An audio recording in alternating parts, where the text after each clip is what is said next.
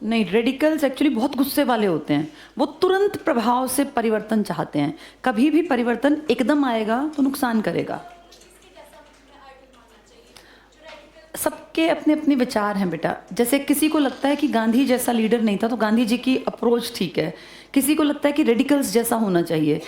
इनमें मैं being a teacher तुम्हें अंतर बता सकती हूँ, बाकी तुम्हारा पर्सनल सोच है, जिसको जो अच्छा लगे वैसा मानना चाहिए। सबके रोल मॉडल अलग होते हैं और किसी से प्रभावित होकर अपना रोल मॉडल नहीं बनाना चाहिए।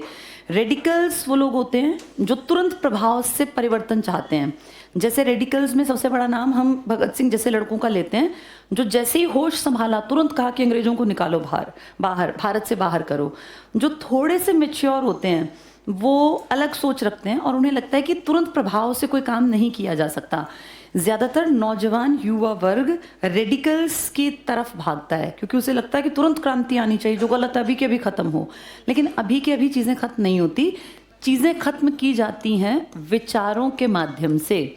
जैसे एक एग्जाम्पल अब के सिनेरियो से लेते हैं। हमारे देश में बिल्कुल तुम्हारे सामने हमारे कश्मीर में 370 अनुच्छेद लिखा गया था कश्मीर को लेकर। कभी अंबेडकर जी जब गांधी नेहरू थे तब लिख दिया था ना ये, जिसमें कश्मीर को कैसा राज्य दिया गया था? विशेष राज्य, स्पेशल स्टेट। स्पेशल का मतलब था यहाँ पे इनके अपने कामकाज होंगे, अपने हिसाब से चलेंगे, और ये चलते भी थे। यहाँ कोई इंडियन ज़मीन नहीं खरीद सकता था, यहाँ हम में से कोई जाके नौकरी नहीं कर सकता था सरकारी, यहाँ हमारे साथ कोई इंडियंस के साथ शादी ब्याह भी नहीं करता था।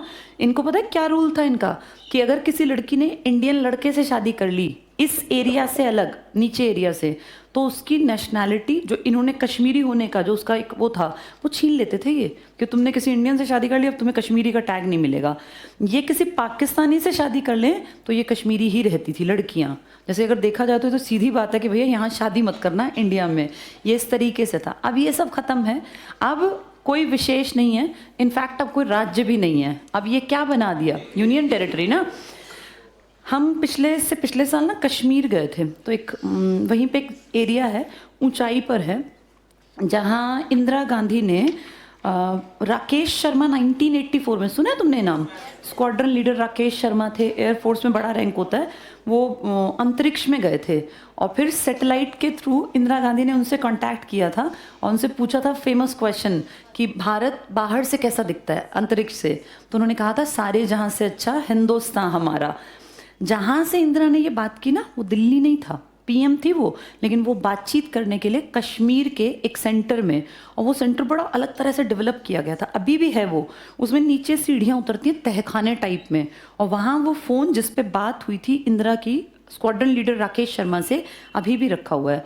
उसके पास हमारा ना कश्मीर में ऐसे बहुत बड़ा बड़ा पता नहीं कैसे अजीब से जाल से लगे हुए हैं, तो उन जालों पे बताया गया कि सैटेलाइट से कनेक्शन इनके थ्रू ही बनाया गया था। ये कितनी पुरानी बात है, आज सैटेलाइट से कनेक्शन होना बहुत आसान है, फ़ोन पे भी बातचीत हो सकती है, तब ऐसा नहीं था ना। तब तो तुम सोचो जब 1966 में हमारे शास्त्री जी का मर्डर हुआ, तब ये कांटेक्ट करने में ही हमें कई दिन लगते थे, ये पता करने में कि वहाँ क्या हुआ। तो उस ज़माने की बात है। इंदिरा गांधी ने जो किया उस टाइम पे जाके वो वहाँ पे, उससे दिखता है कि वहाँ उस एरिया को डेवलप किया गया। तो हमने उनसे पूछा कि क्या फ़र्क आया जब से ये यूटी बना है तब से अब में। तो वो जो कमांडेंट थे उस एरिया के हेड सीआरपीएफ के, उन्होंने कहा यहाँ ना धीरे धीरे एजुकेशन पे काम कर रहे हैं, और उनके कैंपस में जैसे हम 3-4 दिन रुके, एक फंक्शन ऑर्गेनाइज किया गया जिसमें यूनिवर्सिटी के स्टूडेंट्स आए थे डिबेट में हिस्सा लेने, और वो लड़के और लड़कियां, जैसे लड़की एक ही आई थी, लड़के तो कई सारे थे, वो अपना वो हिजाब में थी वो लड़की पूरा, फिर उसने वैसे खड़े होकर वहाँ बोला, तो बहुत अच्छा नहीं बोल पाए क्योंकि उनको कभी बोलने का मौका ही नहीं मिला था। वो पहला मौका था जब वो अपने शहर से बाहर कहीं किसी ऐसे कैंप में जाके अपने आप को रिप्रेजेंट कर रहे थे। वो पन्ने लिख के लाए थे, पढ़ रहे थे, लेकिन ये बहुत बड़ी बात थी। तो उनसे हमने कहा भाई ये कैसे चीज़ें बदलेंगे, तो उन्होंने यही कहा कि जब हम पहले यहाँ से हमारी गाड़ियाँ निकलती थी ना, तो इतने छोटे छोटे बच्चे रास्ते में खड़े होते भाग के पत्थर मारते थे आर्मी की गाड़ियों पे, सीआरपीएफ, बीएसएफ, सीआईएसएफ। उन्हें ये सिखाया गया था कि जब ये गाड़ियाँ आए ना ये दुश्मनों की गाड़ियाँ हैं, ये पब्लिक की बात कर रही हूँ, इतने 2-2 साल के बच्चे। वो कहते हैं अब जब हमारी गाड़ियाँ जाती हैं ना तो 2-4 साल के बच्चे बाय करते हैं। ये सोच बदलेगी धीरे धीरे, और इसको बदलने में एजुकेशन काम करेगी। वो लड़के वो लड़कियाँ जो पहले फालतू की बातों में पड़े रहते थे कि भैया भारत से हम अलग होंगे तो ये होगा, अब वो लड़के लड़कियाँ धीरे धीरे भारत की तरफ झुकने लगे। कारण पढ़ाई बता रही है कि भैया किसी देश के साथ जुड़े रहोगे तो तुम्हारी ग्रोथ होगी, देश तुम्हारे ऊपर पैसा लगाएगा, तुम्हारे यूनिवर्सिटी बनेंगे, तुम्हारे पूरे सड़कों के जाल बिछेंगे, तुम्हारी आइडेंटिटी को एक इम्पॉर्टेंस मिलेगी। तो धीरे धीरे शिक्षा बदलेगी। रेडिकल्स ऐसी चीज़ें नहीं समझते, वो कहते हैं अभी बदलो, अब कह दिया ना बस इसको अभी बदला जाए। रेडिकल्स की सोच जवान लड़कों की हो सकती है, लेकिन जो पढ़े लिखे समझदार लोग होते हैं ना वो धीरे धीरे बदलाव लाते हैं। आपके सामने आपके ये यूटी 90 ये 2019 में 31 अक्टूबर को तो बने थे, 19 से 20, 21, 22, 23, 24। अब इस अक्टूबर में इनको 24 आते ये होते होते अक्टूबर 5 साल हो जाएंगे। 5 साल पहले जो लड़का वहाँ 5वीं में रहा होगा, अब वो लड़का 10वीं में आ गया होगा ना। 10वीं बच्चे थोड़े जवान हो जाते हैं, तो सोचो सोच बदल गई। अब अगले 5 साल बाद वो लड़का ग्रेजुएशन कर चुका होगा तो उसकी सोच और बदल जाएगी। धीरे धीरे करके पीढ़ी दर पीढ़ी ये सोच बदलेगी। आप 50 साल के आदमी से एक्सपेक्ट करो वो बदलेगा, नहीं बदलेगा, उसने एक ढर्रा बना लिया। लेकिन जो अगली पीढ़ी आ रही है ना वो एडजस्ट कर जाएगी और वो सोचेंगे कि इंडिया हमारा है, हमें इंडिया के लिए काम करना है, ये हमारी केयर के लिए हैं, जितने लोग यहाँ डिप्लॉय किए गए हैं। तो ये फ़र्क होता है।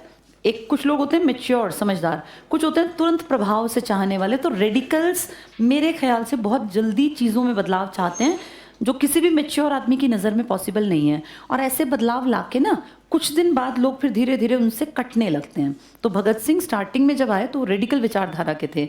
आज हम उनकी इज्जत करते हैं और करनी भी चाहिए, लेकिन अगर देखें मेच्योरिटी की बात तो भगत सिंह से ज़्यादा मेच्योर ही कहलाएंगे गांधी, नेहरू और बाकी सारे लीडर्स, क्योंकि मेच्योरिटी उम्र के भी साथ बढ़ती है बेटा।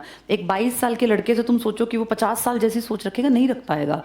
उम्र बढ़ती है ना तो अपने आप दिमागी स्तर में परिवर्तन आता है, बदलाव की बातें करते हैं। एक 16 साल का लड़का बाइक को ऐसे भगाता चलेगा टेढ़ा मेढ़ा, उसको अक्ल नहीं है ना कि मेरे पीछे परिवार है। लेकिन एक 42-45 साल का आदमी कभी तुमने देखा ऐसा स्टंट करता बाइक भगाता? नहीं ना, बहुत मेच्योरिटी से बाइक चलाएगा। क्यों? उसको पता है मुझे कुछ हो गया तो मेरी वाइफ और मेरे बच्चों की धरती पे कोई केयर नहीं करेगा। ये एज गैप के साथ ना बेटा मेच्योरिटी बढ़ती है। इसीलिए दुनिया में सबसे अच्छी चीज़ मानी जाती है डेमोक्रेसी। रेडिकल्स से बहुत बेहतर है और बहुत धीरे परिवर्तन चाहने वालों से भी बेहतर है। हम लकी हैं कि जिस दिन से आज़ाद हुए हैं, हम जिस भारत में रह रहे हैं वो एक डेमोक्रेटिक कंट्री है। तो सबसे अच्छी अप्रोच मानी जाती है पूरी धरती पर डेमोक्रेटिक की। हाँ नहीं बेटा, ये तो खैर कहने की बात है ये तो खुश होने के लिए है कि सबसे बढ़िया जो डेमोक्रेसी दिखाई देती है वो इंडिया में। फैक्ट ये है कि बहुत अच्छी डेमोक्रेसी का एग्जाम्पल के लिए ना आपके पास ऑप्शंस नहीं है। और ये आज से नहीं है, ये पहले चुनाव से है। पहले चुनाव में आपके पास पूरे देश में सिर्फ एक पार्टी थी, कांग्रेस। अदर पार्टीज़ में सबसे बड़ी पार्टी हुआ करती थी communist party of India. Class 12th की पॉलिटिकल साइंस में ये सारी बातें लिखी हैं आंकड़ों समेत, ग्राफिकल रिप्रेजेंटेशन के साथ। इनको टोटल सीट मिली थी 16 और इनको मिली थी जितनी मेजर हिस्सा था 364। तुम सोचो फर्स्ट और सेकंड का गैप देखो तुम, इसका मतलब देश में किसने राज करना था लंबा? कांग्रेस।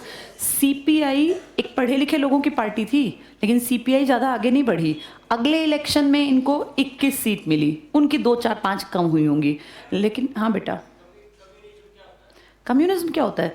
कम्युनिस्ट बेसिकली ना एक विचारधारा थी, कम्यून शब्द से बनी ये। और कम्युनिज्म का सबसे बढ़िया एग्जाम्पल रशिया और चाइना ने प्रेजेंट किया था। कम्यून का मतलब होता है कम्युनिटी, बेसिकली हमारी सेंस में अगर कहें तो जहाँ पे कम्युनिटी राज करती है ना, कम्युनिटी के सारे साधन सबके होते हैं। खेत किसी एक आदमी का नहीं होता, खेत पूरे गांव का है। सबको उस गांव के खेतों में अपने घर से काबिल लड़के जो हट्टे कट्टे ठीक ठाक है आदमी हैं, सबको जाके खेती करनी है। तेर मेर नहीं होती कि ये 4 एकड़ मेरे, 4 एकड़ तेरे, 5 एकड़ तेरे, ऐसे नहीं। उस पूरी कम्युनिटी को एक साझा एक गांव के खेत हैं, उसमें सबको अपने घर के लड़के भेजने हैं। वहाँ से जितना निकलेगा, जिस घर से जितने लोग आए थे ना, उस हिसाब से बंटवारा कर लेंगे। कम्युनिज्म बहुत अच्छी विचारधारा थी तब तक जब तक ये टेक्नोलॉजी और ये सब नहीं आई थी। वहाँ सबकी चीज़ों पे सबका हक होता है, ऐसा नहीं होता कि ये तेरी चीज़ें मेरी।